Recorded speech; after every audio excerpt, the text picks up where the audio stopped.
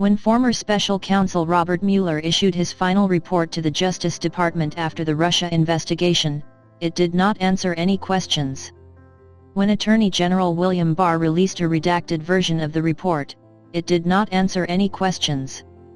When Mueller appeared before Congress, it did not offer any answers. Now, less than 2 months before the 2020 presidential election, we are finally getting some of those answers in a new book, Where Law Ends, written by Andrew Weissmann, a prosecutor on Mueller's team. Mueller refused to say whether Donald Trump obstructed justice and only said that he couldn't prove it, yet if there were no evidence, they would have said that, he said, and they didn't.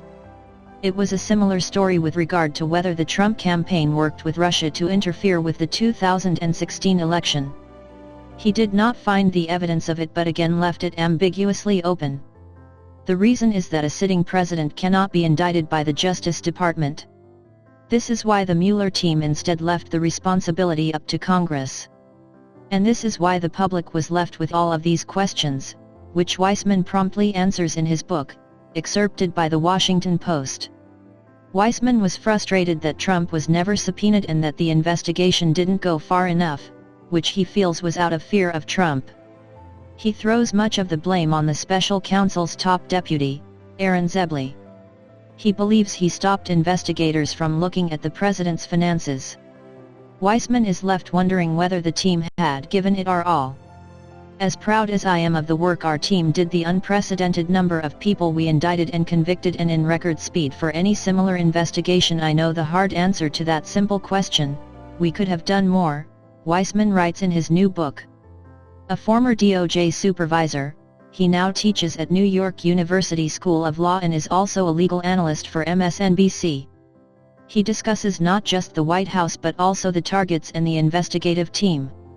He adds that the White House council members all referred to the Oval Office as the Magic Kingdom, which makes it sound a little like the flying monkeys waiting for the Wicked Witch to have water thrown on her. We still do not know if there are other financial ties between the president and either the Russian government or Russian oligarchs, writes Weissmann. We do not know whether he paid bribes to foreign officials to secure favorable treatment for his business interests, a potential violation of the Foreign Corrupt Practices Act that would provide leverage against the president.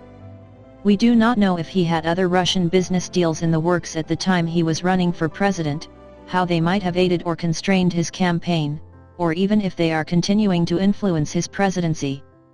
Weissmann blames Barr, White House attorneys, and others for enabling the lawless Trump. He also admits that he was never able to get past a crucial challenge: the president's power to fire us and to pardon wrongdoers who might otherwise cooperate. He also comes down on Mueller for never saying that Trump obstructed justice, as he believes the evidence showed it.